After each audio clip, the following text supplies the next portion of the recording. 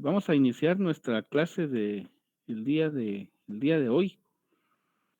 Eh, Quiero comentarles que, bueno, la semana pasada ustedes tuvieron la evaluación del primer examen parcial.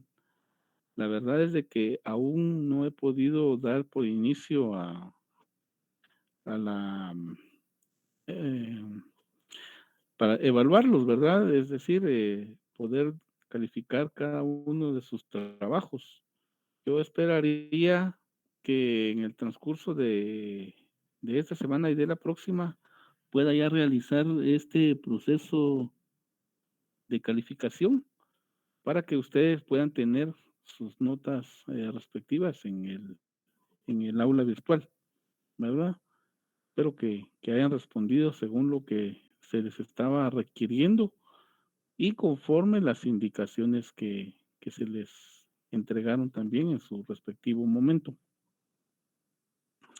Pues bueno, Eh, la semana pasada también algunos compañeros en el chat del curso pedían que discutiéramos un poco acerca de la ley que al final se engavetó, como se dice, ¿verdad?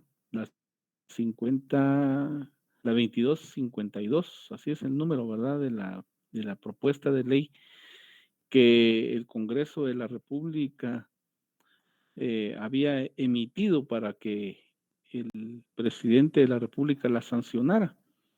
Esta ya no fue necesario que el presidente la sancionó, puesto que ante una, diría yo, importante manifestación en contra, no solo de la sociedad, sino de la presión que ejercieron algunos sectores que tienen bastante poder de decisión en nuestro país. Debido a ello, pues la ley se quedó engavetada, lo cual no significa que eh, ya no vaya a, en los próximos días, en los próximos meses, en los próximos años, la vayan a reavivar nuevamente, ¿verdad? El número de la ley era la 5272.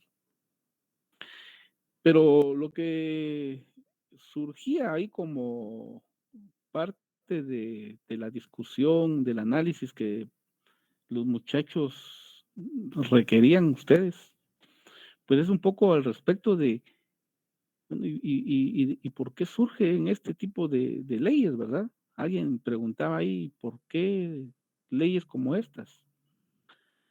¿Para qué? Y yo creo que ahorita le doy la palabra, en un momentito le doy la palabra. Yo creo que esto lo que nos está indicando a nosotros es una una de las entre otras varias situaciones, ¿verdad? Es que nuestro país se encuentra sumido en en una condición en donde hay sectores bastante conservadores de la sociedad, ¿verdad?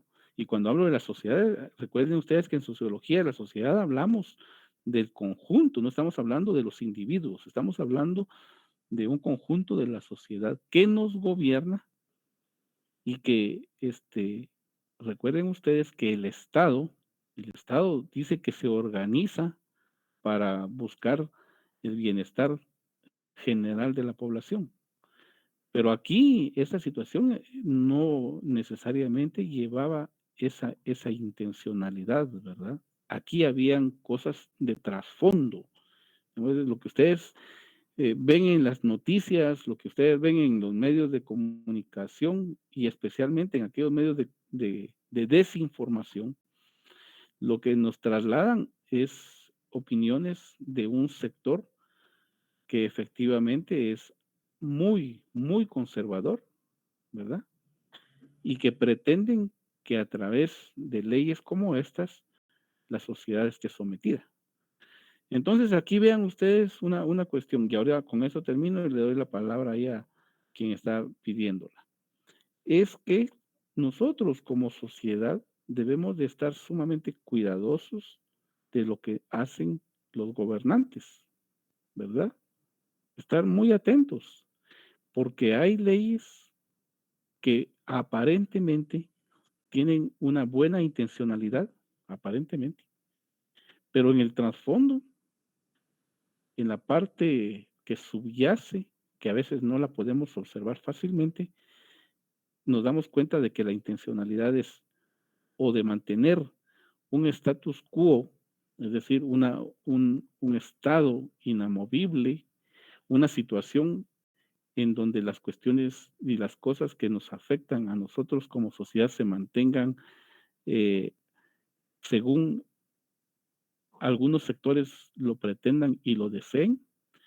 Y por el otro lado también es que para estos sectores hay temas que no debemos de discutir, que no debemos de analizar, ¿verdad? Que mejor si la educación no abarca estos temas porque puede despertar el interés de la población, puede despertar eh, el interés por conocer qué ocurre en nuestra sociedad.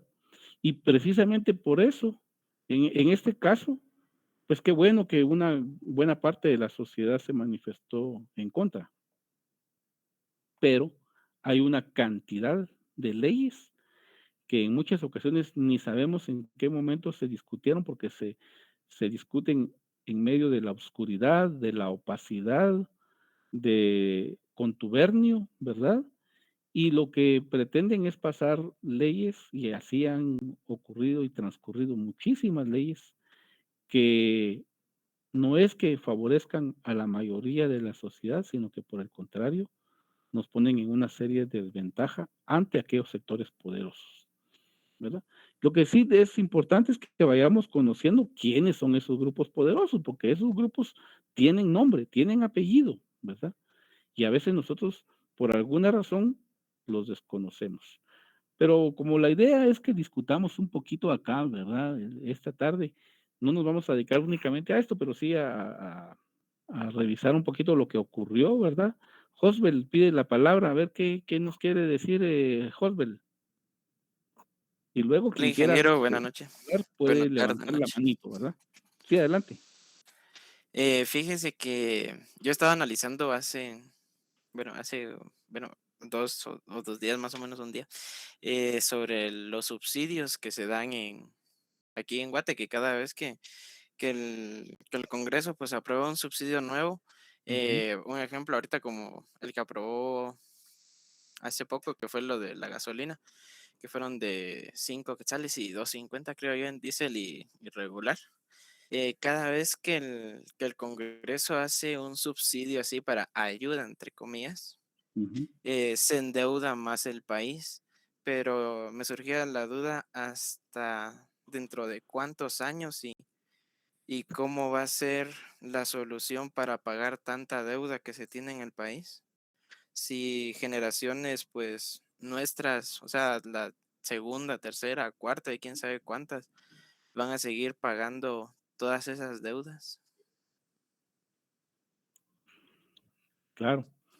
Bueno, pero este es un tema que va, digamos, paralelo a lo que estamos nosotros, acá discutiendo, ¿verdad? Es decir, acá tenemos que tomar en cuenta de que el tema del subsidio es un tema que tenemos que revisar, ¿verdad? ¿Subsidio para quién? ¿Subsidio para qué? ¿Verdad? En estos momentos, por ejemplo, nosotros pues, nos damos cuenta de que, bueno, el alza de los diferentes productos que conforman la canasta básica, por ejemplo, están altísimos. Ahora, ¿qué de estos productos están siendo subsidiados? Y, por, y cuando hay un subsidio, ¿a quién favorece realmente el subsidio? Yo les hago esta pregunta. Cuando hay A las subsidio, empresas.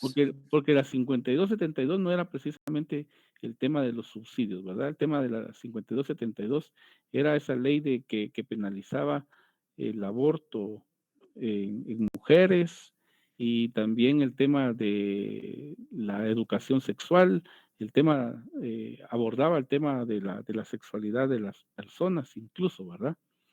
Y el tema de los subsidios es otro tema también importante que está en discusión en este momento, pero cuando autorizan subsidios, ¿a quién favorece el subsidio? Oswald. Creo que a los empresarios, porque son los que no pierden nada, sino que al contrario siguen ganando lo mismo que ellos habían dicho antes. Pero ¿qué es lo que le dicen a usted los medios de comunicación, el Congreso, el gobierno, etcétera? ¿A quién les dicen ellos que va a favorecer el subsidio? Según ellos, a toda la población guatemalteca. ¿Ah? Por ejemplo, un caso de subsidio en este momento, Oswald. Lo que le comentaba de la gasolina. Sí, pero los combustibles no tienen subsidio. Yo había leído que era un subsidio, por eso fue que le había mencionado eso. Estaban en discusión del subsidio, pero no lo autorizaron. Un subsidio puede ser lo que hicieron con la ayuda económica que estaban dando por pandemia. ¿Qué pasó ahí? Estaban ayudando a ciertas familias eh, eh, a través del recibo de luz. Se podía hacer un cobro. Ajá. Pero ¿cuál fue el monto total que le asignaron a esa propuesta?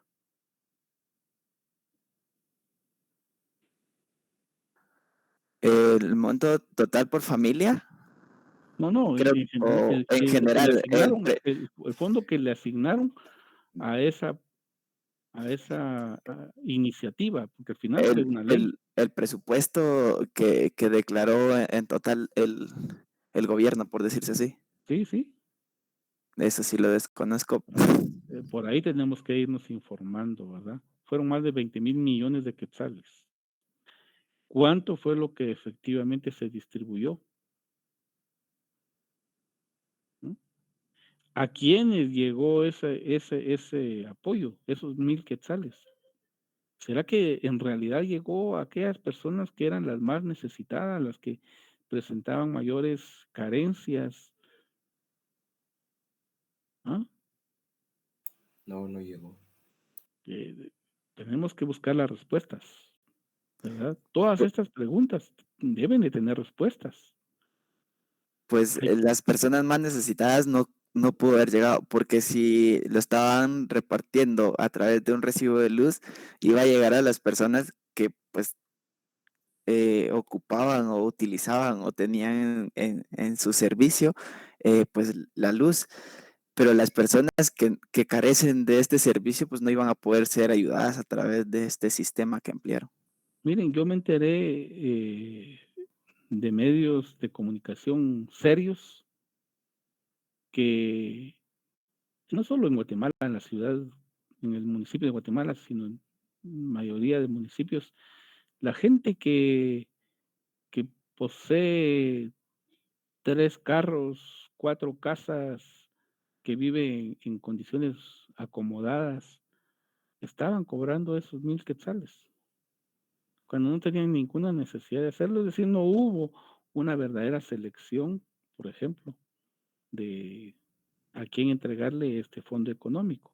Y entonces uno no sabe ni a quién le entregaron, ¿verdad? Y a veces no nos interesa tampoco, ¿verdad? Ah, bueno, si yo lo recibí, pues qué bien, ¿verdad? Tal vez yo no tengo necesidad de ellos, pero yo sí sé que hay mucha gente, muchas familias que sí tienen esa necesidad y como bien decía ahí Jesús, eh, esos fondos no llegaron a aquellas familias que nosotros sabemos que efectivamente sí tienen necesidad, pero no tenían un recibo de cómo comprobarlo, ¿verdad? Entonces vean, pero miren compañeros, aquí tenemos que tener mucha claridad porque estamos dando paso de salto en salto, ¿verdad? Lo que hablábamos de la ley esta, la 5272, que pues ustedes pidieron que se comentara. Yo les aseguro que habían sectores, volviendo a ese tema, que así se frotaban las manos, ¿verdad? especialmente aquellos sectores que son tienen mucho que ver con la religión, ¿verdad? Eh, el término religión, incluso ustedes deberían de saber qué significa. A ver, ustedes, alguien de ustedes, por favor, ustedes que tienen acceso al internet ahí inmediatamente, díganme cuál es el concepto de religión que les aparece en su... Y dice, la religión es un conjunto de creencias y costumbres fundamentadas en la divinidad con la capacidad de regir la vida de las personas que la siguen. Una religión, a través de su texto sagrado, establece los principios morales y decide qué está bien y qué está mal, según los objetivos que la iglesia persigue. Ujú. Entonces tenemos algunos mandatos divinos, ¿verdad? Debemos de seguirla tal cual nos dice y como nos la dicen, ¿verdad? Tenemos que aceptar esos principios filosóficos que alguien se los creó, los socializó, se dieron cuenta, especialmente los políticos y la gente poderosa, que ese podía ser un buen mecanismo para mantener a la población bajo control, ¿verdad? Y alrededor de ello se ha generado una serie de elementos ahí que el día de hoy nosotros estamos, tenemos que aceptarlo, ¿verdad? Eso que es bueno y que es malo, ¿verdad?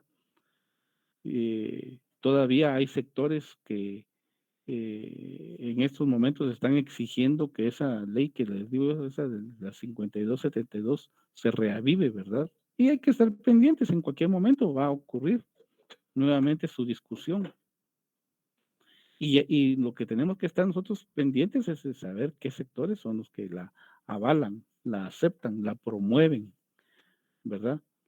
Lo que, lo que bien nos dice Durkheim, por ejemplo, esa mirada sociológica pendiente de lo que ocurre en nuestra sociedad. Hay sectores, incluso que sectores en nuestra sociedad que sin siquiera haber leído el contenido de la ley estaban a favor, ¿verdad? Pero porque continúan el mandato que dice su religión, ¿verdad? Sí, ¿quién levantó la mano ahí? Lizeth Adelante. Barrios. Buenas noches, A ver, ingeniero. Liz, buenas noches, adelante. Disculpe, solo quería hacer un comentario respecto a eso. Según lo que, bueno, parte de lo que puedo entender respecto a esta ley es que en cierto modo promueve más violencia, promueve discriminación, porque, bueno, en el caso de personas de la diversidad sexual, por ejemplo, toda la vida han existido personas homosexuales y toda la vida van a existir. Entonces, de esa manera, pues quizá Guatemala presenta a nivel mundial otra imagen, otra más, otra parte más en contra de lo que se habla de nuestro país internacionalmente. Por supuesto, Liz, lo que usted dice es cierto. Gobernantes, digamos, cuya sexualidad, nosotros no tenemos a veces el derecho de criticar la sexualidad de los otros, ¿verdad? Recuérdense el concepto del otro, ¿verdad? ¿Cuántas veces hemos hablado del otro, de la otredad, ¿verdad? Del otro. ¿Qué hace el otro? ¿Cómo vemos nosotros al otro y cómo el otro nos ve a nosotros, ¿verdad? Al final es una decisión personal, la tendencia sexual de cada uno de nosotros, ¿verdad? Pues algunos, por ejemplo, los que nos consideramos heterosexuales, está bien, ¿no? Esa es nuestra decisión. Para quienes no lo consideran de esa manera y que se salen de ese molde que nos ha trazado el Estado, ¿verdad? El Estado a través de sus instituciones, ¿verdad? Ahora veamos nosotros esa corriente de la institucionalidad, ¿verdad? El funcionalismo de las instituciones, ¿verdad?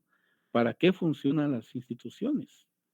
Y entre otras, tenemos que identificar cuáles son esas instituciones que usted menciona, Liz, que son las que están presentes en la toma de decisiones y que afectan a una sociedad, ¿verdad? Por supuesto que eso iba a promover mayor discriminación, pero también aquí hay que abordar que para poder hacer discriminación en una sociedad como la nuestra, tenemos que entender también de que vivimos en una sociedad que ha estado marcada especialmente por algunos elementos que identifican al Estado y a la sociedad por consecuencia, ¿verdad? Por ejemplo, el patriarcado, ¿verdad? Una sociedad patriarcal, una sociedad machista, ¿verdad? En donde esos rasgos no los podemos dejar sin revisar, ¿verdad? ¿Por qué un Estado patriarcal? Y recuerden ustedes de que si analizamos el Estado como tal, el Estado podría ser que es un cascarón, ¿verdad? Donde adentro no hay nada. Sin embargo, el Estado no es que esté vacío por dentro, no está hueco por dentro, sino que adentro del Estado hay una serie de elementos que lo conforman y entre otras está la sociedad. Pero están las instituciones, están las leyes, están los políticos, están los recursos naturales, está la producción agrícola, está bueno, ya dije los recursos naturales, los ríos, los lagos, el agua, etcétera, ¿no? Que también conforman el Estado. Pero a lo que a nosotros nos atañe como sociedad es precisamente esos aspectos que tenemos que revisar. Porque si nos acostumbramos a tener, por ejemplo, un Estado patriarcal, y recuerden ustedes que en términos de análisis en cascada, ¿verdad? Las familias conforman también el Estado. Y muchas de las familias, especialmente en nuestros países, replican, fíjense pues, replican esas características del Estado, ¿verdad? Que son estados machistas, discriminadores, patriarcales, ¿verdad? Urbanocéntricos. Nosotros con un compañero, un amigo muy querido para mí, en este momento, bueno, que él está en serios problemas de salud, pero hace ya varios años se creó el término de lo urbanocéntrico, ¿verdad? Los estados urbanocéntricos. ¿Y qué significa un estado urbanocéntrico? Vean ustedes, por ejemplo, en los centros urbanos, analicemos los centros urbanos importantes de cualquier municipio. A ver aquí, eh, Liliana, Lisette Barrios, compañera Liliana, ¿de dónde es usted, Liliana? Soy de Totonicapán y resido en Quetzaltenango. A ver, pero sí conoce bien Toto, ¿verdad? Sí. Díganos, ¿cómo es el centro urbano de Totonicapán? Descríbanos el centro urbano de Totonicapán. Bueno, dentro del centro urbano, pues ahora se promueve mucho lo que es el mercado municipal. Se ha ampliado bastante esto, abarca incluso parques, calles principales, se ve mucho perrito callejero. Pues la municipalidad aparentemente ha tratado de hacer algunas obras en beneficio de la población, pero yo considero que aún falta bastante trabajo. Pues se tiene acceso siempre a salud, pero con las limitaciones generales del país. Perdón, ingeniero, no sé un poquito más a qué quisiera que enfoque Está bien, porque cuando hablamos de un centro urbano es general. Por ejemplo, usted puede hablar de la infraestructura de las carreteras en Toto, ¿verdad? En el centro o la parte central de Totonicapán. Las calles de Totonicapán del centro, casi que todas están pavimentadas, ¿verdad? Sí, en ese sentido sí han En invertido un Totonicapán, poquito. las viviendas del centro urbano tienen electricidad, ¿sí o no? Tienen agua potable. Bueno, digamos, tienen agua, Bueno, tienen sí, drenaje, tienen sí he escuchado drenaje. escuchado ¿verdad? noticias de que siempre se dificulta un poquito el acceso, pero en general, digamos que sí. Pero digamos que en general tiene un servicio, ¿sí? Eh, está el mercado, como usted dice. Puede haber orden, puede haber desorden, no lo sabemos, habría que analizarlo. Pero las comunidades de Totonicapán, ¿será que están en la misma situación que el centro?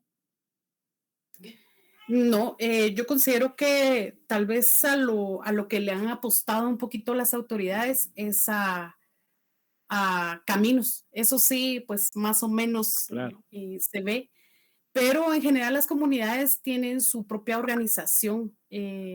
Ellos pues tienen su alcalde comunitario y la población generalmente se une, opinan y ellos todos siguen la opinión digamos, de cualquier decisión que tomen los dirigentes y eso es lo que hacen. No necesariamente escuchan la orden, podríamos decir, municipal, sino que al contrario, el alcalde municipal allá tiene que escuchar a los subalcaldes, podríamos decir, no sé cómo llamarle, de cantones alcaldes y comunitarios, alcaldes comunitarios, sí. Entonces, pues en ese sentido sí están bien organizados, pero claro, sí considero que hace falta mucho apoyo de parte del gobierno en todos los claro, claro. aspectos. Y Totonicapán tiene una particularidad que no tienen otros municipios, ¿verdad? Allá efectivamente las alcaldías comunitarias sí son una verdadera autoridad ante la comunidad, ¿verdad? Y la organización que tiene Totonicapán es bien interesante. Pero bueno, pero el término urbanocéntrico al final de cuentas lo que nos indica es que veamos que en el centro urbano de los municipios, pues está la situación más o menos bonita. Como decíamos aquí, tienen agua, tienen luz, tienen las calles pavimentadas, hay transporte, tienen servicios como bancos, tiene comercio, tiene el sistema financiero, etcétera, los centros urbanos. Pero conforme uno va saliendo del centro urbano, se va dando cuenta de la realidad que es muy distinta. A eso precisamente es a lo que era uno de los rasgos del Estado, la parte urbanocéntrica, ¿verdad? Y ustedes lo revisan a nivel de departamentos y ustedes revisan, por ejemplo, cómo se distribuye el presupuesto nacional, se darán cuenta de que en el municipio de Guatemala se invierte aproximadamente el 70% del presupuesto nacional en infraestructura especialmente. Fíjense, pues el 70%. Y el resto del 30% va al resto de municipios, a los 339 restantes municipios. Son 340. Vean esa situación, ese desbalance. Ustedes escuchan que en Guatemala a cada momento, todos los años, inauguran 2, 3, 4 puentes, de esos puentes a desnivel. Aquí en lo más cercano, aquí en Cuatro Caminos, hay un puente a desnivel que lleva años en construcción y no lo terminan, ¿verdad? Pero solo para irnos dando cuenta, entonces. Y por eso es que cuando vamos a Guatemala nos quedamos así boquiabiertos, ¿verdad? De ver la gran infraestructura que hay en ese municipio y en el resto de municipios no tenemos nada de eso. Claro, ahora podrá decir uno, pero por supuesto, si allá está el 35% de la población, eh, eh, que vota al final de cuentas, ¿verdad? Entonces hay que tenerlos bien. Allá está la mayor parte de las empresas, ahí están las oficinas de las entidades de cooperación internacional, las embajadas, etcétera, ¿no? Eso es precisamente lo urbanocéntrico, ¿no? Y conforme uno se va alejando del centro urbano de la ciudad capital, nos vamos dando cuenta que Guatemala es otra, y hay no una, hay un montón de Guatemalas, ¿verdad? ¿Quién pidió la palabra? Adelante. Sí, adelante. Dele, ¿Qué dele. tal, ingeniero? Buenas noches.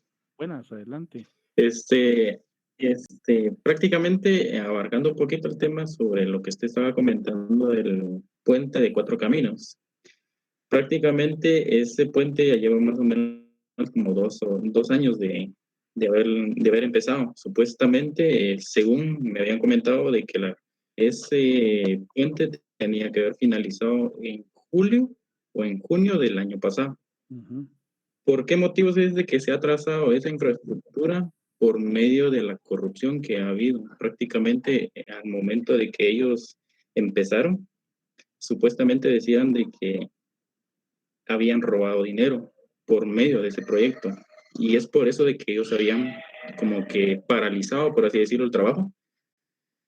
Prácticamente fue otra empresa quien retomó prácticamente el proyecto de Cuatro Caminos. Y abarcando un poquito el tema, como usted decía, porque prácticamente está un poquito más desarrollado la ciudad de Capital, por lo mismo de que allá la mayoría de personas, como usted decía, son los que votan, por así decirlo. Y es por eso de que la mayoría de personas que viven en comunidades han emigrado a ir a trabajar a la ciudad de Capital, Así es. solamente. Gracias, Selvin. Miren, lo que usted dice, Selvin, es cierto. Hay un libro que se escribió en los años 80 del siglo pasado, ¿verdad? 85, 86. Se llama el libro Vámonos pa' la ciudad. Así, vámonos pa' la ciudad.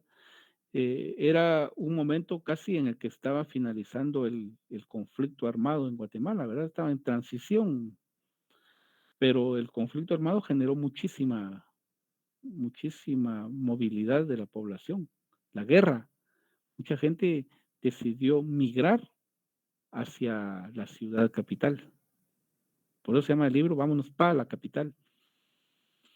Y puede uno analizar cuánta gente de nuestros municipios se fue a vivir a la ciudad capital. Pero, ¿cuál fue el empleo, las condiciones que encontró la gente que emigró allá en la capital? ¿Cuál fue? Entonces, por supuesto que algunos lograron encontrar empleo en el sector público, otros en algunas empresas privadas, pero mucha de la gente se fue a emplear allá para ir a limpiar las casas, para ir a hacer la limpieza, para ir a barrer en las calles, para vender chicles, dulces, todo esto en las calles, ¿verdad? Y a partir de esto, el sector de la economía informal creció enormemente, enormemente. Y por eso es que en la ciudad capital, en este momento, viven alrededor de 3 millones de, de habitantes, allá, solo en el municipio de Guatemala. Ustedes saben, yo creo que se los comenté, ¿verdad? ¿Cuál es después de la ciudad de Guatemala, después del municipio de Guatemala, cuál es la ciudad en donde más habitantes de Guatemala habitan? ¿Cuál es la segunda ciudad después de la ciudad capital en donde mayor? Quetzaltenango. ¿Quién dijo Quetzaltenango? Yo, ingeniero ¿Quién es? ¿Quién es Walter? Walter Fernando. ¿Quién está de acuerdo con lo que dice Walter? James, ¿está de acuerdo? James está durmiendo. ¿Están de acuerdo con lo que dijo Walter? Yo sí, ingeniero. ¿Quién dijo no? A ver, ¿por qué no? A ver, diga, ¿por qué no? Cobán. ¿Qué pasó con Cobán? ¿Cuáles son sus datos? ¿Cuántos?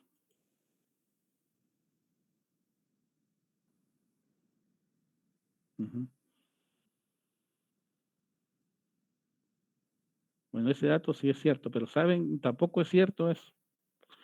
Fíjense que después de Guatemala, la ciudad que más población de Guatemala tiene es la ciudad de Los Ángeles, en California.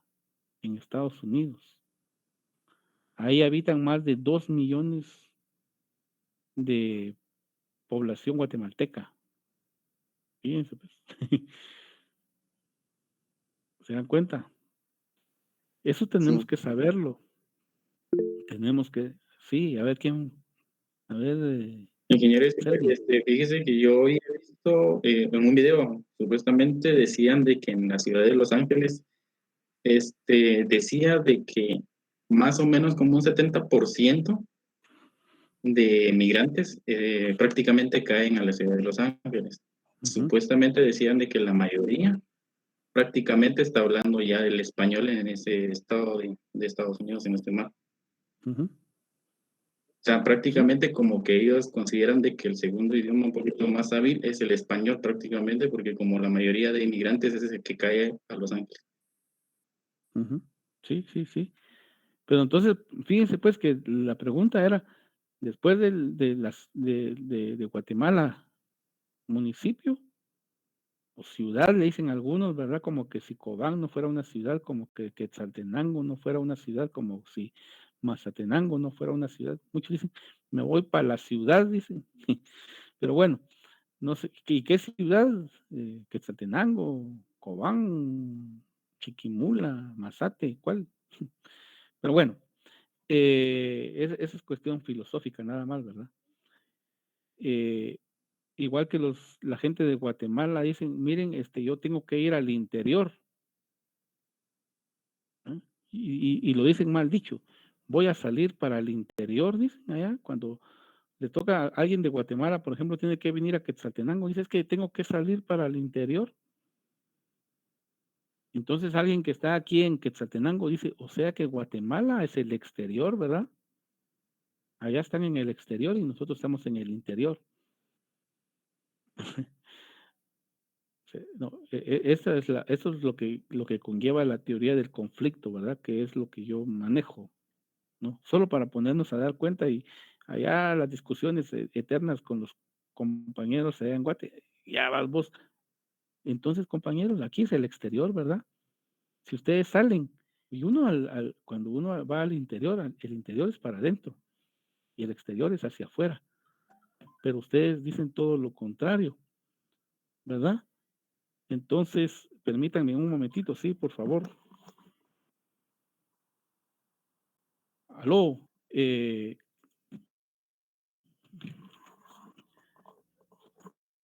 qué estábamos? Es que me llamó el mero jefe. ¿En qué estábamos, compañeros? Hablando del tema de la migración, ¿verdad? ¿O no era eso?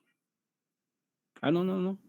Era la discusión de que si estábamos en Guatemala, decíamos, voy a salir al interior.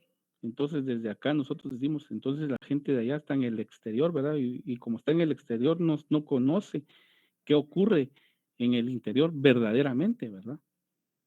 Porque allá viven en condiciones muy distintas a las que nosotros tenemos aquí en Quetzaltenango, en cualquier otro departamento, ¿verdad? Las condiciones son bien distintas, ¿no? Y esas son las cuestiones que nosotros debemos de ir entendiendo y revisando. Y eso solo nos lo permite en la medida en que nosotros tenemos una posición verdaderamente crítica, ¿verdad? Una posición de análisis, pero tiene que ser crítico, tiene que ser analítico. Tenemos que tener datos. Si no tenemos datos, compañeros, no vamos a ningún lado. No vamos a ningún lado. Entonces, tenemos que manejar también teoría, ¿verdad? Y ya aquí en la sociología hemos conversado bastante esta situación. Tenemos que tener información, ¿verdad? Entonces, no sé, alguna pregunta, algún comentario que ustedes quieran hacer para mientras.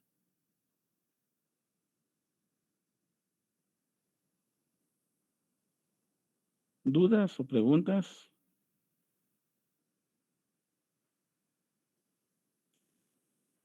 ¿Comentarios?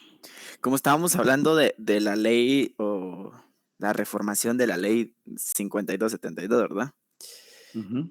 Eh, una pregunta así como directa. ¿Usted considera que afecta, o si lo dividimos así en tres fases, buena, neutra o mala, el cambio que le hicieron?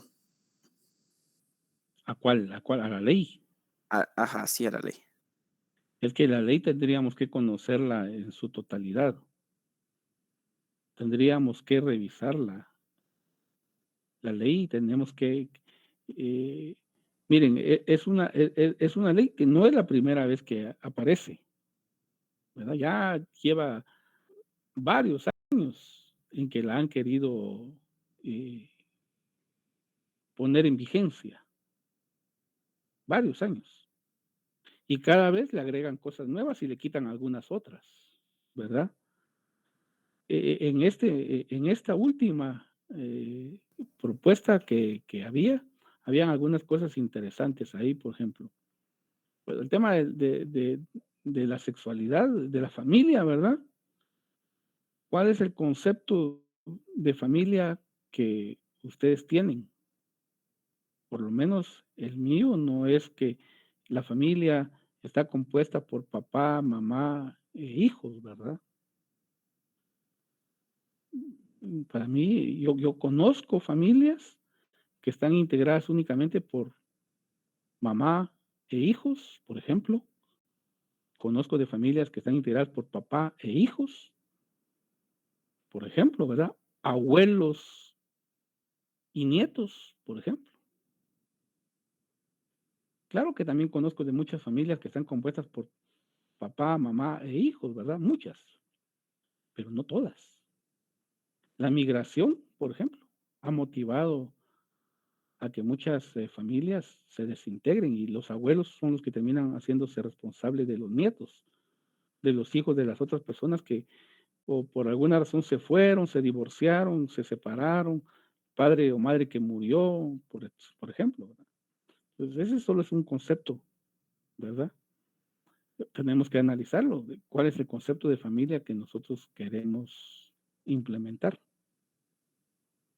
por ejemplo. Tenemos que analizarlo, que revisarlo a profundidad. Luego que, por ejemplo, solamente se reconocen aquellas familias en donde, por eso decía hombre y mujer, ¿verdad? Miren ustedes, ¿cuántos de ustedes se dieron cuenta que el día sábado de la semana pasada Alejandro Boric asumió la presidencia en Chile?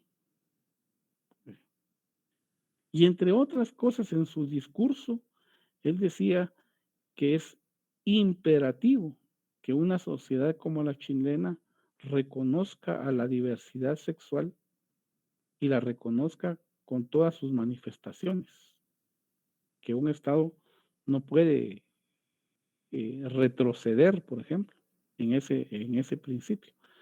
Y Chile es un país muy bonito, muy desarrollado, ¿verdad? Lo están discutiendo también. Muchos países europeos han cambiado, han evolucionado, pero los nuestros no. Pero para no ir tan lejos, Costa Rica ya modificó desde hace años su legislación para reconocer a la diversidad familiar y sexual, por ejemplo, ¿verdad? Es otro tipo de sociedad.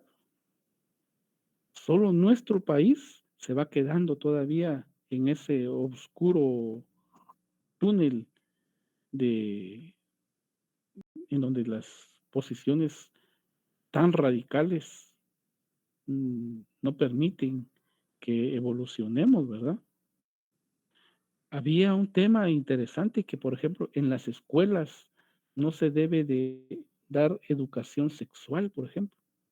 No se debe de hablar de sexualidad.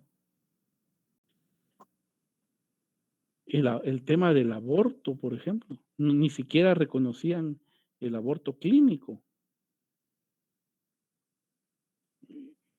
Entonces creo yo que sí estamos en una seria situación, ¿verdad? Afortunadamente ya no trascendió esto, pero no fue tanto porque los políticos así lo hayan querido, sino por la presión internacional y por la presión que ejercieron los movimientos ciudadanos aquí en Guatemala. Entonces, no estoy ni catalogándola como dice la religión, ¿verdad? O es bueno o es malo. No, no. Estoy diciendo que hay muchas opiniones contenidas en esa ley que lejos de generar empatía con los sectores de la sociedad, lo que genera es discriminación, por ejemplo, ¿verdad? Al máximo, en su mejor esplendor, por ejemplo. Yo creo que estábamos retrocediendo a aquellos momentos más oscuros de la sociedad, ¿verdad? En aquellos tiempos de la Inquisición, por ejemplo, a finales del siglo XVIII e inicios del siglo XIX.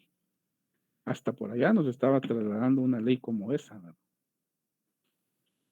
Y ojo, puede ser que no hubiera afectado a nadie de ustedes, aparentemente. Pero yo sé, por ejemplo, pues por el mundo en el que yo me he tenido que desenvolver en los años de mi trabajo, de mi vida y todo esto, que, por ejemplo, es muy, muy importante que conozcamos por qué, por ejemplo, eh, en términos de salud, es importante que el aborto se considere en muchos momentos como una necesidad clínica. Por ejemplo, una mujer que hubiera tenido un aborto, por ejemplo, si hubiera sancionado esa ley, y que tuviera que abortar, por ejemplo, porque pues, por necesidades de salud, etcétera, tendría que haber enfrentado un juicio, y si lo perdía, hasta corría el peligro de ser encarcelada entre 5 y 15 años de prisión por esta situación, y de repente era una cuestión clínica. Es decir, vean lo que implica. Y esto precisamente, compañeros, son las cosas que hay que discutir. En el año 2020 y 2021, pero especialmente en el año 2020, cuando muchos de los niños y niñas tuvieron que quedarse en la casa porque pues, el tema de la pandemia obligó a que los niños no fueran a estudiar, por ejemplo, ¿verdad? Entonces tenían que quedarse en casa. Fueron los años en que mayor cantidad de niñas entre 12 y 14 años dieron a luz. Fíjense, pues, niñas. No estoy hablando de mujeres arriba de los 18 años. Producto de incestos, producto de violaciones. En Guatemala, no estoy hablando de otros países, estoy hablando de Guatemala. Vean ustedes ese dato tan terrible. ¿Y por qué no dijeron nada a los sectores religiosos? ¿Por qué no dijo nada al Estado? Bueno, si tanto le interesa a la familia, ¿por qué no dijeron nada?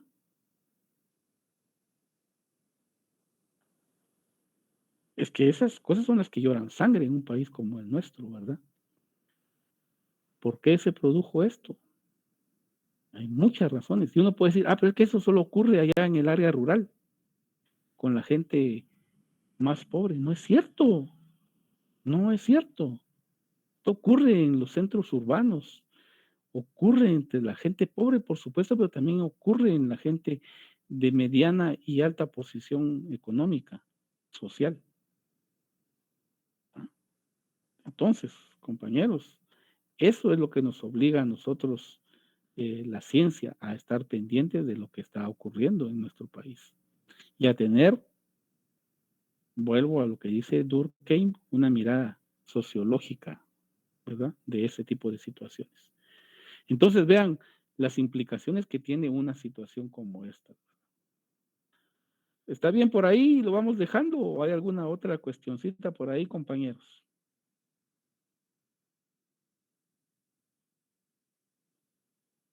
Nadie contestó.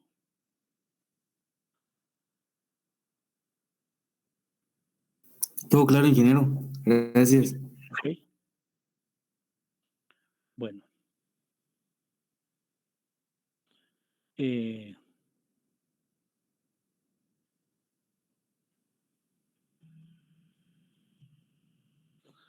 a ver.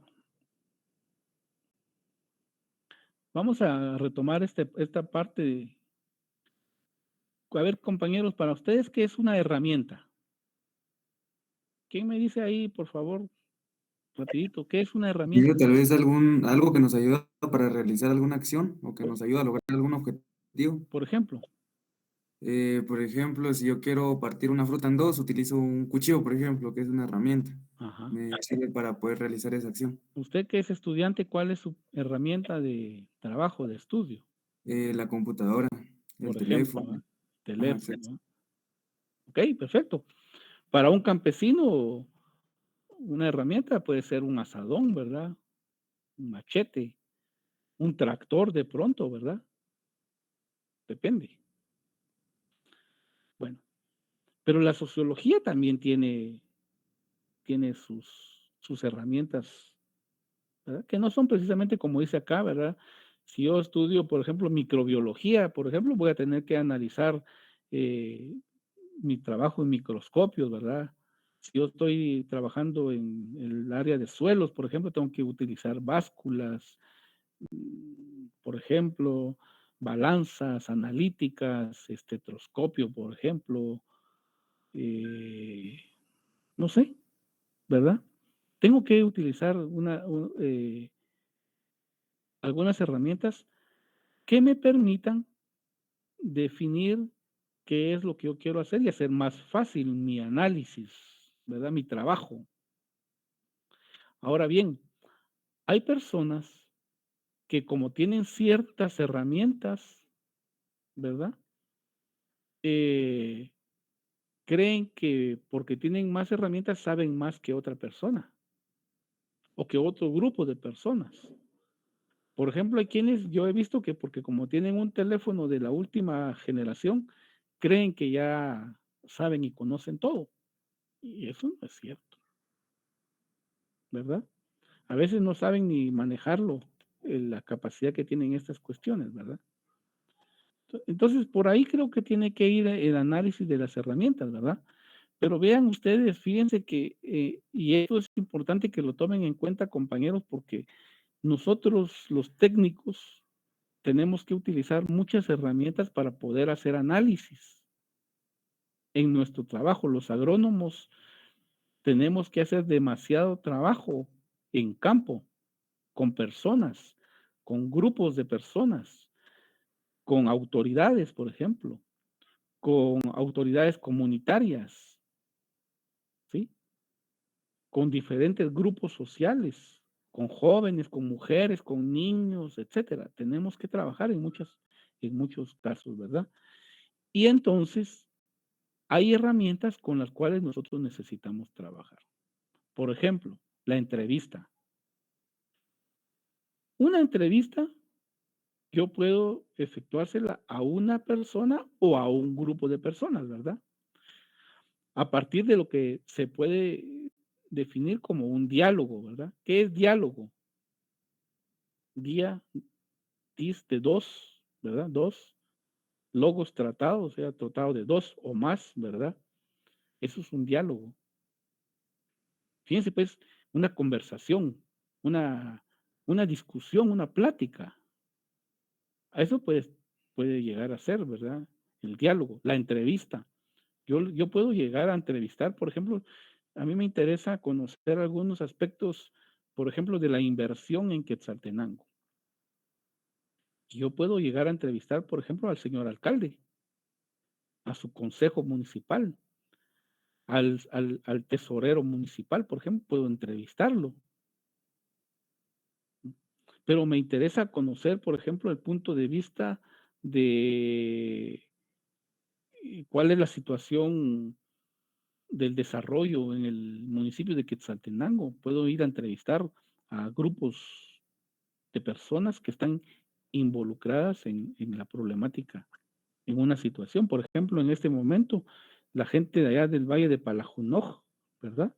Que se han manifestado en contra de que estén transitando los camiones municipales en ese lugar, ¿verdad? Los que extraen la basura de nuestras casas, por ejemplo.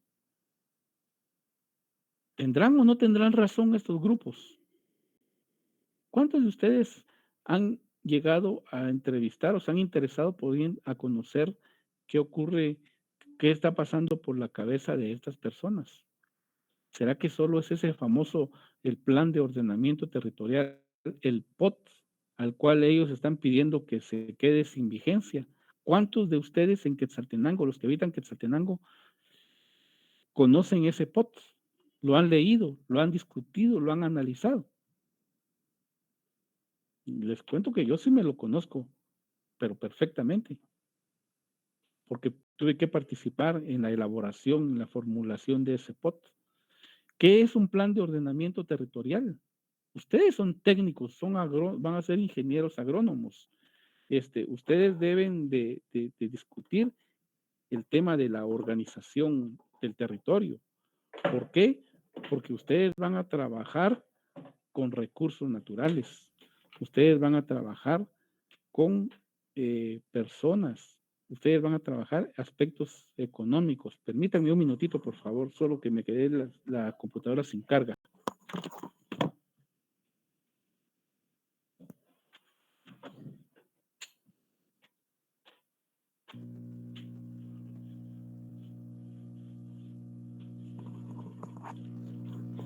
Ok, ¿me escuchan ahora nuevamente? Ingeniero. Sí, es que ya se había quedado sin carga mi compu, gracias. Bueno, entonces les pregunto, ¿será que solo el plan de ordenamiento territorial les interesa a las personas? Ustedes saben que el plan de ordenamiento territorial permite, entre otras cosas, que en Quetzaltenango se manifiesten a favor las empresas que extraen recursos minerales, por ejemplo, recursos naturales en el territorio de Quetzaltenango.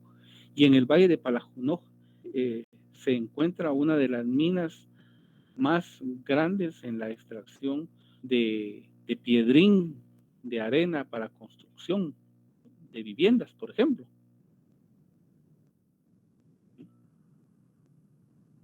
¿Y qué ocurre con esas empresas? Esas que se hacen millonarias y millonarias y millonarias, pero ¿qué le están dejando a la población que habita esas áreas, por ejemplo? ¿Cuántos han llegado de ustedes a conocer el área, para conocerla realmente? ¿Qué hay en ese lugar? ¿Cómo está lo que era una gran montaña? ¿Cómo está en la actualidad? Es un recurso natural y tiene que ver con ustedes, porque ustedes son ingenieros, van a ser ingenieros agrónomos, van a tener necesidad de conocer qué pasa con los movimientos de tierra, qué pasa con la minería, ¿verdad? Deben de tener ya criterio qué pasa con la minería. Entonces, ¿cómo ocurre eso? Solo con el diálogo, con la entrevista. Llegar a entrevistar a la gente. Pero no lo que nos dice el Facebook, no, nada de eso. Lo que nos dice la gente, las personas. Ya ustedes ya saben que esa fuente de información que son las personas se llama fuente de información primaria. Eso ya se los dijo seguramente el licenciado Vital en el curso de metodología de la investigación. Pero también se pueden hacer grupos focales. ¿Qué es un grupo focal, compañeros? Si es una herramienta de análisis. ¿Qué es un grupo focal? ¿A qué le llamo yo grupo focal? ¿Quién me da opinión ahí? Vamos. Ingeniero, yo no tengo muy claro el qué significado tiene, pero considero que es como un muestreo. Digamos, nos enfocamos en un grupo en especial, o sea, en específico, para tener resultados de lo que estamos investigando. No, mire, pues sí, por ahí, pero un grupo focal es que, Ingeniero. por ejemplo, a ver, sí. Fíjese que yo tengo un concepto de grupo focal como una técnica de investigación. Ajá. ¿Pasada a quién? Solo eso es lo que más o menos tengo entendido, que a lo lejos me lo explicaron hace años en el básico, pero no me lo dejaron claro. Ok. El grupo focal, compañeros, es un grupo. Para empezar, es un grupo, ¿verdad? Solo que yo puedo definir, a ver, miren, yo quiero entrevistar a los niños de Palajunoj, por ejemplo. A los niños y niñas, ¿verdad? Ah, bueno. Entonces yo me voy a focalizar, todo se llama focal, yo me voy a focalizar de foco, ¿verdad? Me voy a focalizar en grupos de niñas, por ejemplo, me interesan conocer la opinión de los niños y niñas entre 14 y 18 años, por ejemplo, del Valle de Palajunoj. Ah, no, pero también me interesan los niños y las niñas de 10 a 15 años que también ya tienen opinión. Ah, no, mejor me interesan, por ejemplo, conocer a los hombres de la comunidad de Palajunoj de 30 a 50 años. Estoy definiendo yo a quién voy a entrevistar, con quiénes yo voy a dialogar. Y nosotros, por ejemplo, nosotros los agrónomos en muchas ocasiones tenemos que crear grupos focales en nuestras comunidades cuando estamos desarrollando trabajo. Hay proyectos que solo les interesa a las mujeres, hay proyectos que solo les interesa a los hombres, hay proyectos que les interesa más a los niños o niñas, ¿verdad? O hay trabajos mixtos también, ¿verdad?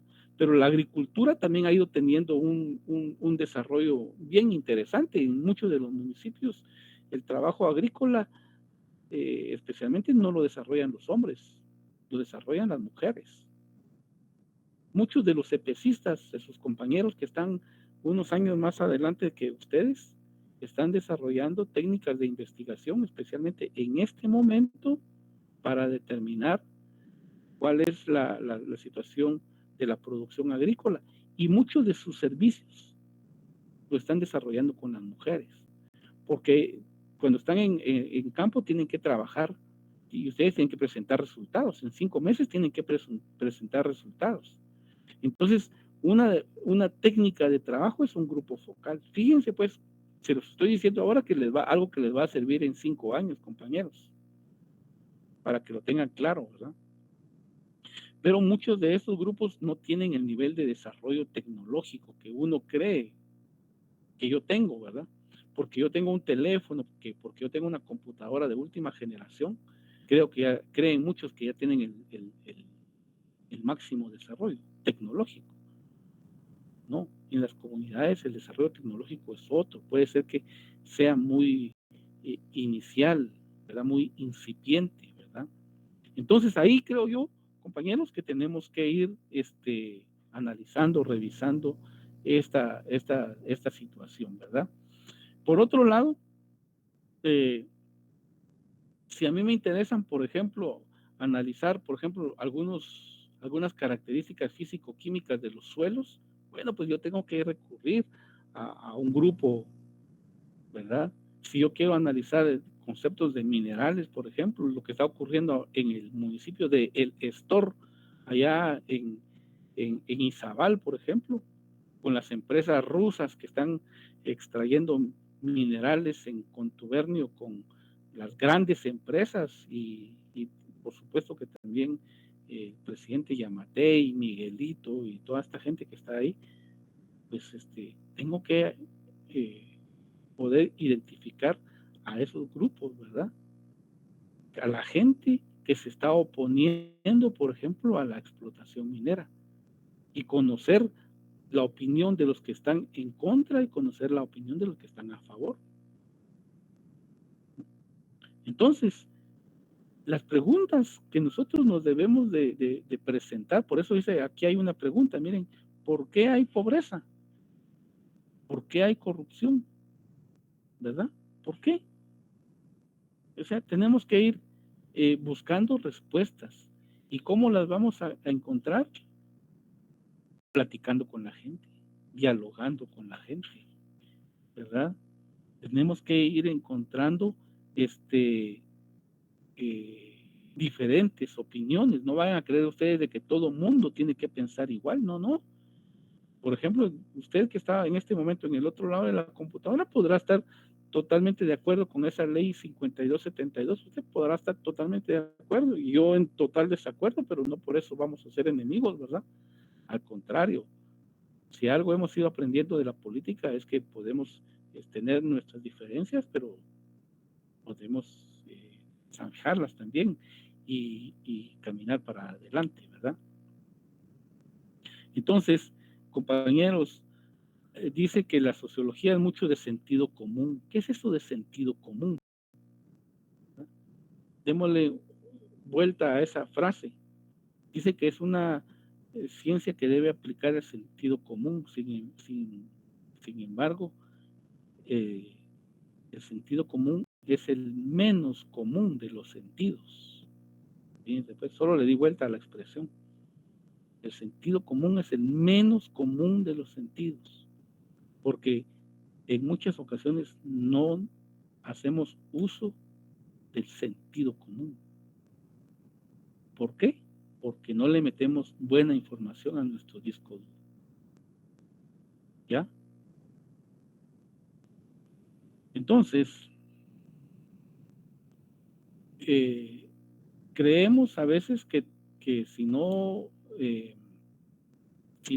hacemos aplicación de herramientas de investigación, compañeros, si no investigamos, si no dialogamos, entonces en muchas ocasiones a esas preguntas, por ejemplo, a esas que estoy planteando aquí, nuestras respuestas son demasiado triviales. Es decir, nos quedamos con ese concepto de que es bueno o es malo. ¿Qué piensa usted de la minería? Yo pienso que es bueno usted. ¿Qué piensa usted de la minería? Eso es malo usted. Ese tipo de respuestas no las podemos esperar de estudiantes de la universidad y menos de la Universidad de San Carlos. Eso es algo así como que yo le pregunte, ¿y qué tal usted? ¿Cómo le va? ¿Qué tal? ¿Qué tal de qué? ¿Qué tal? ¿Verdad? No somos de los que decimos, ¿usted qué tal? ¿Cómo le va? Pues mire usted, siempre decimos que nos va bien, ¿verdad? Pero a veces no decimos, mire usted, hoy sí estoy mal, hoy sí me siento mal. ¿Por qué? Por tal y tal cosa. No siempre tenemos que estar bien, ¿verdad?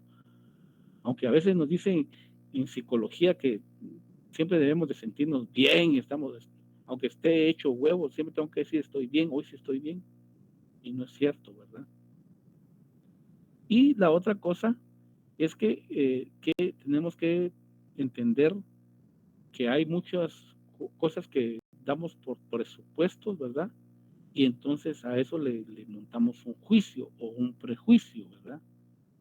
Por ejemplo, un prejuicio es que creemos de que toda la sociedad es igual, ¿no? Todo mundo vive de manera igual. Y eso no es cierto. O a veces creemos nosotros que los ricos, por ser ricos, viven felices. Lo cual, ese es un prejuicio que hay que discutirlo, que hay que analizarlo, que está muy lejano de ser cierto, ¿verdad? Naturalmente que tenemos que entender que muchos de estas opiniones nos las han ido creyendo, ¿verdad? Especialmente porque encontramos una serie de redes que por su interdependencia creemos que no podemos separarnos de ellas. ¿Cuántos de ustedes, por ejemplo, se ha puesto a considerar, a leer en serio un poco de la realidad del tema de la minería, por ejemplo? Bueno, pero a mí no me interesa la minería, la producción de maíz, el consumo del maíz en nuestro medio, ¿verdad? El maíz que consumimos, ¿de dónde proviene? ¿Dónde se siembra? ¿En qué condiciones se trabaja? Entonces, una de las primeras cuestiones es que nosotros, debemos de tener respuestas científicas, ¿verdad? No solamente de el sentido común, ¿no? Yo creo que Eso es bueno usted. Yo pienso que no nos vamos a complicar la vida, ¿no? Salir de esa trivialidad y entrar a la situación. A ver ustedes, ¿por qué está cara por qué están súper caros los precios de la gasolina? ¿Por qué están tan caros? ¿Quién me dice por qué están caros los precios de la gasolina así rapidito, compañeros o compañeras? Rapidito. A ver quién quiere ganarse un par de puntos ahí rapidito. Por la guerra que se vive allá en Ucrania y Rusia.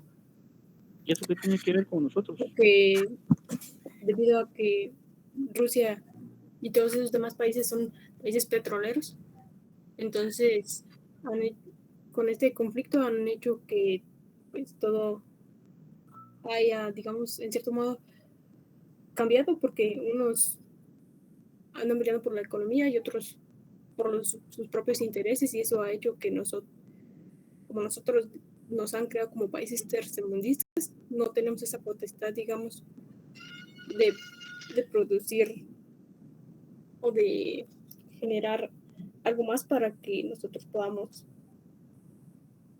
en cierto modo, Ya.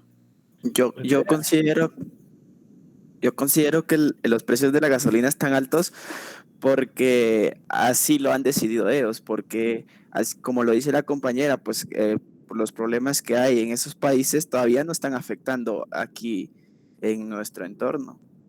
Eso va a afectar hasta cuando toda esa producción vaya a empezar a entrar aquí en precios elevados, si es que ellos llegan a subir el precio, por decir algo.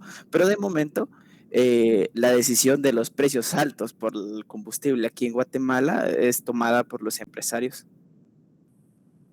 Fíjense, compañeros, que yo ahorita me estoy dando cuenta que yo les quería pasar una fotografía de cómo están los precios del gas en Centroamérica. Lo vi en una noticia hace algunos días.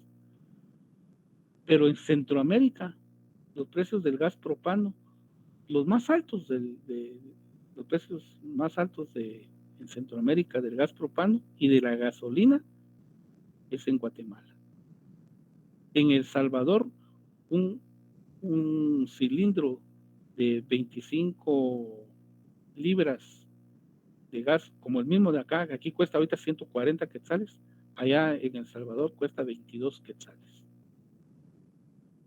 Pero y no que la guerra, pues si la guerra tendría que afectar a todo el mundo por igual, a todos los países tercermundistas, porque no me van a decir ustedes que El Salvador es un país súper desarrollado. ¿Y por qué allá tienen un precio distinto que el nuestro? ¿Quién de ustedes sabe qué es un monopolio o un oligopolio? Que se les quede estos términos, porque cuando estemos estudiando economía, van a ser términos que vamos a utilizar de lo más comúnmente. Fíjense ustedes que en Guatemala únicamente tres familias importan el gas. 5 familias importan la gasolina. ¿No? Pero dicen que vivimos en un país capitalista y el capitalismo se debe de identificar por la libre competencia.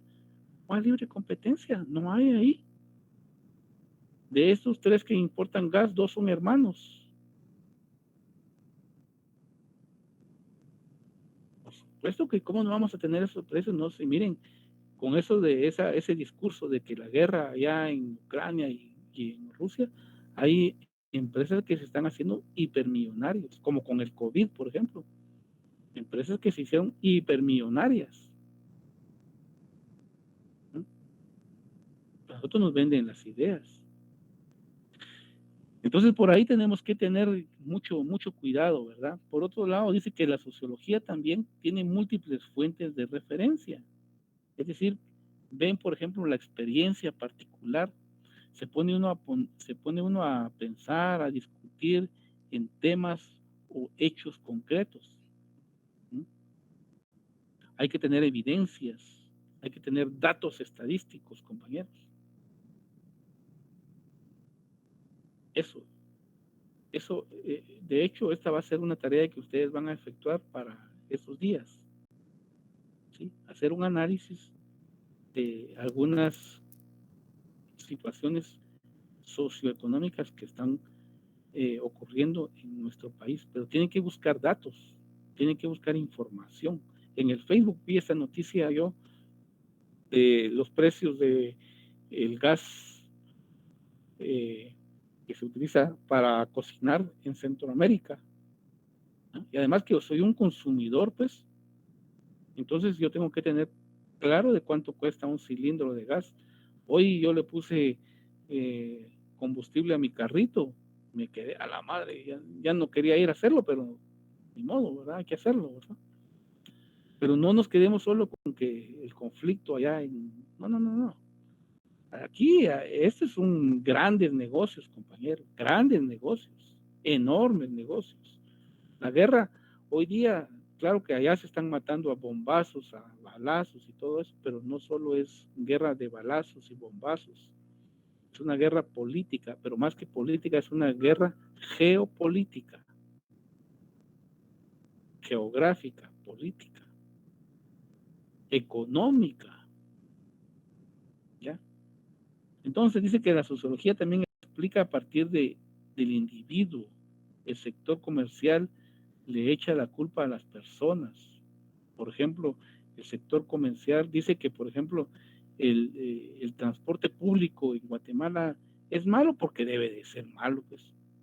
Simplemente es malo porque nosotros somos, como dijo ahí la compañera, de países tercermundistas, ¿verdad? Miren ahí cómo salen ustedes. Esos son juicios que se han ido creando y que se siguen replicando constantemente. ¿Ya? Es deficiente, por supuesto, pero no solamente debemos de quedarnos con análisis individual. Regresamos al tema del diálogo, de la discusión, de la búsqueda de información, porque dice el sentido común no duda jamás de esas premisas, porque, por ejemplo, la sociología siempre tiene duda de todo y busca, óiganse pues, desnaturalizar la realidad constantemente. Yo no me voy con la finta, compañeros, de que Ucrania y Rusia están provocando todo esto. Ni siquiera había comenzado la guerra allá en Rusia y aquí ya le habían subido el precio a la gasolina. Ni siquiera habían tirado los rusos el primer bombazo. Y ya aquí la gasolina ya había subido y que porque allá la especulación, el término de especular, ¿verdad? Se especula y entonces las empresas salen ganando. Por eso dice, hay que desnaturalizar esas realidades. Tenemos que tener duda de lo que nos están diciendo. No es natural que la sociedad sea racista, por supuesto. Eso no es natural, eso no lo están a nosotros promoviendo los medios de comunicación. El racismo es construido en nuestras propias casas. Discriminamos a aquella persona que es de color de su piel morena y nos vamos por la blanquitud, ¿verdad? Por lo blanco, como que si fuéramos un país tal vez nórdico, ¿verdad? Allá donde pega muy poco el sol, pocos días al año tienen ellos salida del sol. Nosotros somos países tropicales. Discriminamos a la persona porque es pequeñita, o porque es muy alta, o porque es delgada, o porque es gorda, porque es pelona, porque es peludo, porque es... ¿sí? Entonces tenemos ahí que tener un poco de análisis, ¿verdad? Si las razas no son... Las razas se las inventaron. En agronomía, por supuesto que vamos a hablar de razas, ¿no? En la agricultura vamos a hablar de razas, por supuesto. Y así como vamos a ver la raza desde el punto de vista biológico, lo tenemos que ver desde el punto de vista social. Ya sonaron ahí los platos de la cocina, y ya van a servir la cena. Bueno, entonces, para ir terminando, dice que la sociología es una duda permanente radical. ¿Ya? Tenemos que cuestionar. Sí, la guerra está provocando altibajos, por supuesto. Sí, no estoy diciendo yo que no. La guerra está creando conflictos, está creando muertos, la guerra es mala, todas las guerras per se no son buenas. Pero aquí hay que conocer la causa, el origen. Tenemos que buscar respuestas siempre a esas preguntas que tenemos que planteárnoslas de manera inteligente y no solamente con qué pasa en mi circulito. No. Si esa ley, la 5272, hubiera pasado, yo me hubiera puesto a pensar, bueno, ¿qué pasa con una ley similar en Costa Rica, en El Salvador? No vayamos tan lejos, ¿verdad? En México, ¿verdad? ¿Por qué aquí no? ¿Por qué aquí queremos impulsar esas cosas tan retrógradas, pero tan retrógradas, de países que denotan que vivimos en el puro atraso? Pero ojo, eso también era negocio. No van a creer ustedes que no. Es que atrás de todo esto hay un gran negocio. Vean ustedes lo que quería el Opus Dei. El Opus Dei es una agrupación religiosa de lo más conservador. Las iglesias evangélicas tienen grupos muy conservadores.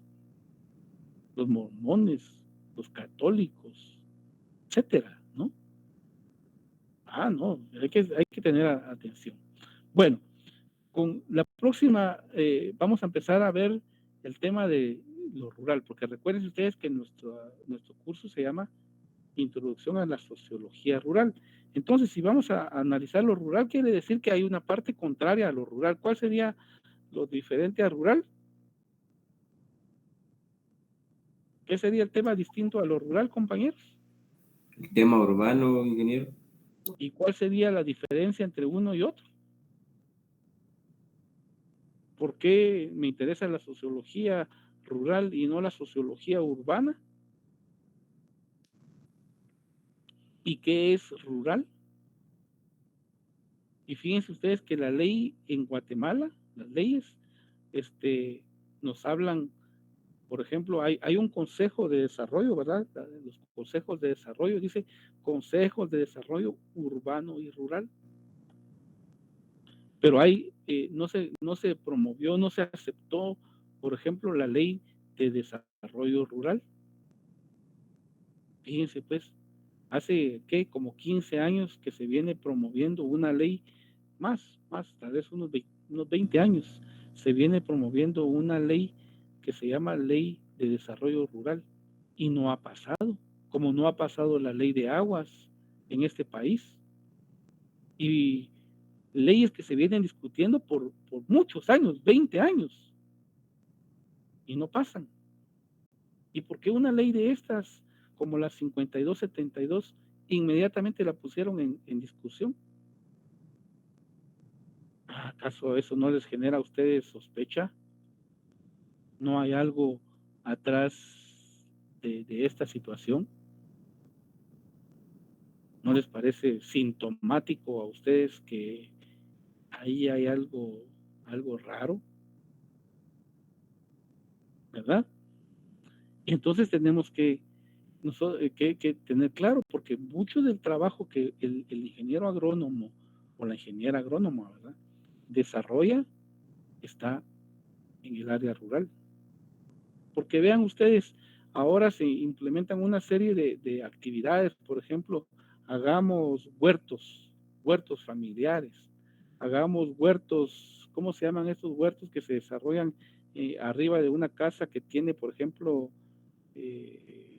terraza de loza? ¿Cómo se llaman esos? A producir ahí, o la hidroponía, por ejemplo, que son técnicas también que se están implementando en las áreas urbanas, porque en las áreas urbanas ya no hay dónde producir. este tema de la pandemia del COVID promovió mucho el tema de la agricultura familiar, si se quiere, de las técnicas de producción alternativas en las ciudades, por ejemplo, y sé de varias ciudades en donde las familias empezaron a buscar formas para irse asegurando la producción agrícola y la alimentación, ¿verdad? Ahí empezamos a poner que unos tomatitos, que unas frutitas, etcétera, ¿no? Pero ¿quiénes realmente no permitieron que la pandemia del COVID nos hiciera caer en una verdadera crisis alimentaria? ¿Quiénes fueron, compañeros, los que no permitieron que cayéramos en una crisis alimentaria? ¿Quién creen ustedes? A ver, ¿quién me dice ahí? A ver, Héctor. ¿Quién fue Los Héctor? agricultores nacionales ¿Dónde están estos? en el área rural. ¿Verdad? Lo que usted dice, Héctor, es totalmente cierto. Si nosotros deberíamos de estar agradecidísimos con nuestros productores, con nuestros campesinos, con nuestros agricultores. Nosotros estamos recibiendo clases en la casa, ellos no, ellos tienen que salir a trabajar, ellos salieron a trabajar.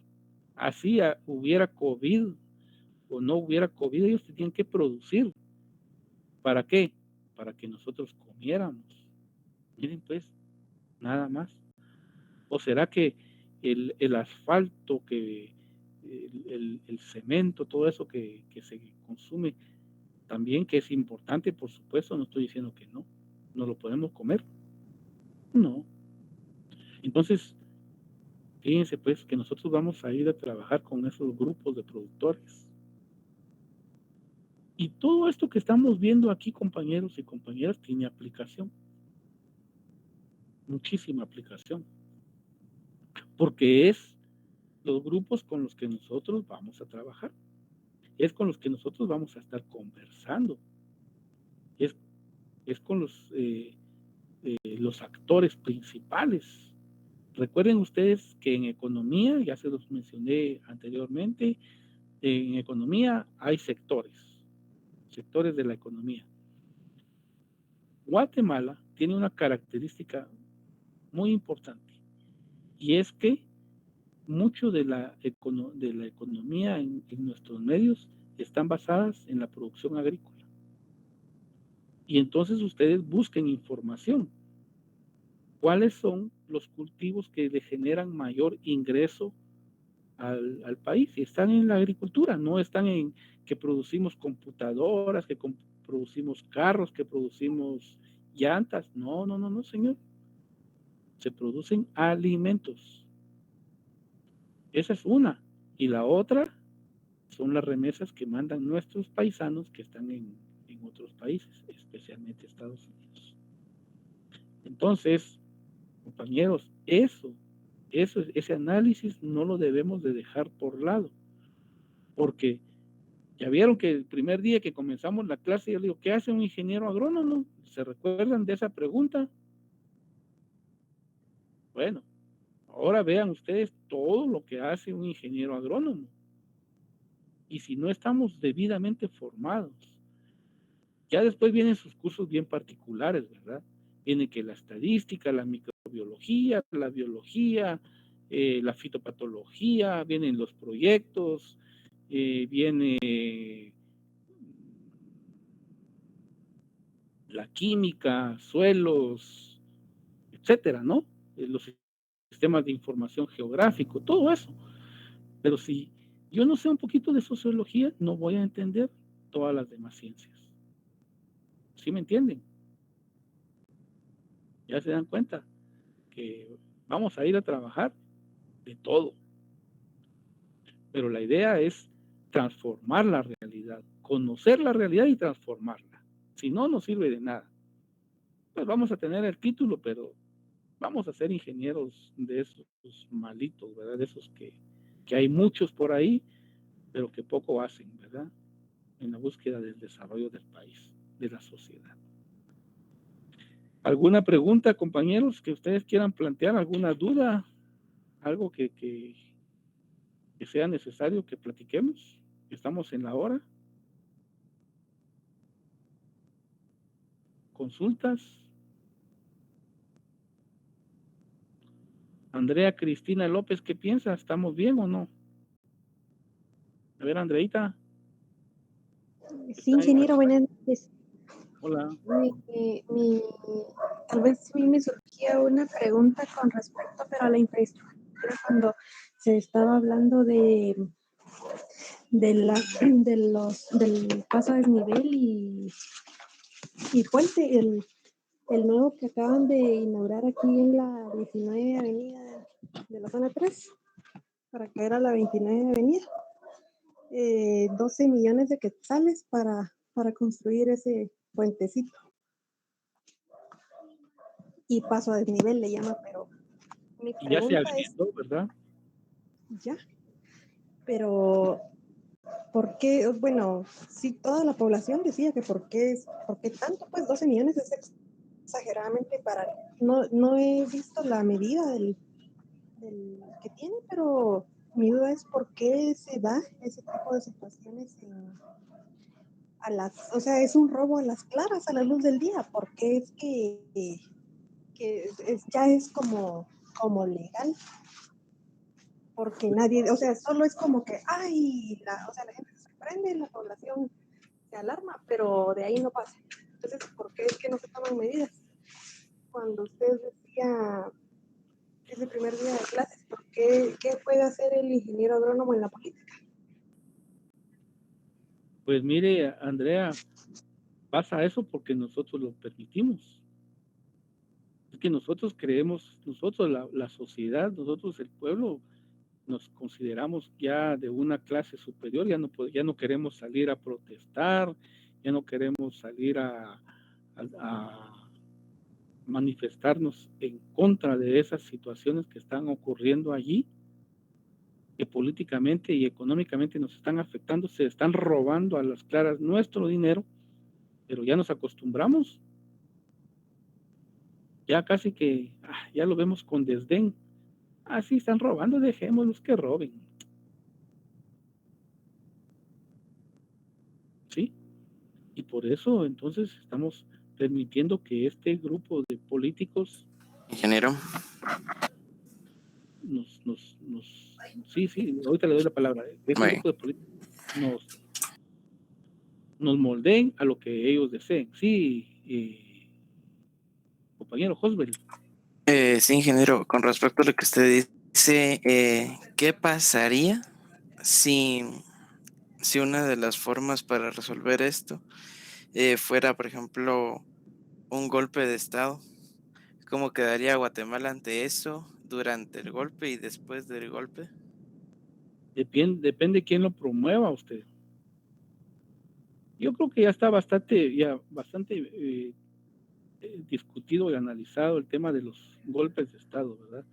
En los años 80, 70 del siglo pasado, 70, 80, después de la contrarrevolución, en 1954, tuvimos una serie de gobiernos de corte militar, ¿no? Los militares eran los que mandaban aquí.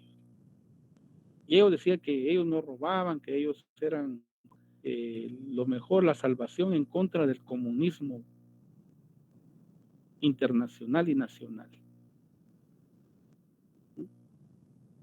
Y entonces ganaba un gobierno, ellos le daban golpe de Estado y ellos se autoproclamaban nuevo gobernante. Y ahí estaban 10 años, 15 años, 30 años, ¿verdad? Hoy en día yo creo que una acción de estas es casi que como esa ley, la 5272, nos pondría como los países más atrasados en Latinoamérica y en el mundo, aunque no están tan lejos. Miren, en Haití el año pasado ocurrió cosas como estas, y es más, mataron al presidente de esa nación, ¿verdad? Entonces, y no pasó nada. Entonces vean ustedes que nosotros como sociedad nos estamos acostumbrando a ver esas cuestiones como normales y creemos que a veces la solución es un golpe de Estado, pero las cosas pueden ser para peor, ¿verdad? Porque ¿quiénes son los que pueden promover un golpe de Estado en este momento? Quienes tienen las armas. ¿Y quiénes tienen las armas en nuestro país? Recuerden ustedes que las armas es un gran negocio, son grandes en negocios. Pues la tienen dos grupos. El ejército, por un lado, el ejército que es parte del Estado, y los grupos que no son parte del Estado, que en este momento ya no son la guerrilla, ahora son los grupos de narcotráfico, por ejemplo, quienes poseen las armas. Y que estos grupos ya empezaron a trascender, ellos ya ponen alcaldes, ellos ya ponen diputados, ellos ya condicionan a los presidentes. Entonces ya se dieron cuenta de que por esa vía es mucho más fácil que por la vía armada precisamente. Y ustedes vean entonces ahora quiénes son los grupos que más negocios hacen en el tráfico de armas, de drogas y todo esto. Es el mismo ejército, la misma policía, quienes se pelean los territorios, y en medio de ellos estamos nosotros, la sociedad, ¿verdad? En el sándwich, ¿verdad? Estamos nosotros, la sociedad, que miramos para allá, miramos para acá y no vemos solución en ningún lado. Entonces mejor nos quedamos calladitos, ¿verdad? Lo que preguntaba la compañera, ¿verdad? ¿Por qué no decimos nada? Porque es más fácil, más cómodo. Y no nos involucramos en problemas, y entonces vivimos en una pequeña isla, en una burbuja, ¿verdad? Pero esa burbuja alguien la va a pinchar y en cualquier momento va a explotar. Y nos están poniendo de todo. Pero siempre hay pequeñas lucecitas por ahí. Vean ustedes lo que está pasando ahorita para rector de la Universidad de San Carlos. Estoy hablando de mi universidad, de mi casa de estudios, de mi alma mater. Ahí estamos viendo ahorita la elección, y estamos viendo grupos que están derrochando cantidades millonarias de dinero, que cenas, que rodeos, que cosas como esas, ¿no? Pero hay lucecitas siempre. Pero a veces nos vamos no por esa lucecita que está por ahí prendida tratando de ir creciendo, sino que nos quedamos con esos otros grupos que son los que mantienen el status quo, ¿verdad? Hay que estar atentos, compañeros. Ya el 23 son las elecciones para rector. Nosotros no votamos, ustedes no votan, desafortunadamente. Yo tampoco, yo voto como egresado. Pero tenemos que estar atentos. Es nuestra alma mater, es nuestra universidad, la única casa pública de educación. ¿Y qué vamos a hacer? ¿Nos quedamos de bracitos cruzados viendo qué pasa? ¿O nos metemos a tratar de salvar la universidad? Entonces platiquen ustedes como compañeros, estudiantes, ¿cuál sería una buena solución para este país, para esta universidad nuestra? Pero platíquenlo así en serio, no hablemos de cosas banales, cosas que no sirven para nada. No, platiquen de cosas importantes, cosas que nos van a afectar directamente. Ahí tienen ustedes a los dos últimos rectores de la Universidad de San Carlos, están en prisión, ¿verdad? Entonces vean, la cosa está complicada, bien complicada, pero hay lucecitas por ahí, que podemos ir de pronto apoyando a que no estén solo titilando, ¿verdad? Sino que de pronto sea una luz más fija y que nos lleve hacia buen puerto. Pero para eso tenemos que pensar distinto, tenemos que actuar distinto. No irnos con esa corriente que únicamente somete a la demás gente, no. Tenemos que ser críticos, ¿verdad? Si nos vamos únicamente con la corriente, va a ocurrir lo que está actualmente, y con esto termino. Antes, para ser político, se necesitaba ser un buen técnico, un buen profesional. Hoy día, para ser político, los políticos mandan a los técnicos pegar propaganda, a hacer la publicidad, a hacer los mitines, etcétera. Y el técnico, ahí está, ahora. Ustedes miran a los técnicos haciendo el chance de ir a pegar publicidad, y el político, cualquier cosa es, menos una persona profesional o profesionista. Entonces, ahí tenemos los resultados, ¿verdad? Bueno, yo les deseo buena noche. Pendientes, vamos a dejar una tareita ahí para estos días y nos seguimos saludando, ¿verdad? Cualquier cosa, siempre estamos ahí pendientes de las lecturas, por favor. Que todos tengan buena noche, pásenla muy bien, que descansen y que estudien y lean bastante. Feliz noche, Gracias, ingeniero. ingeniero. Feliz noche. Feliz noche, ingeniero. Feliz noche, ingeniero.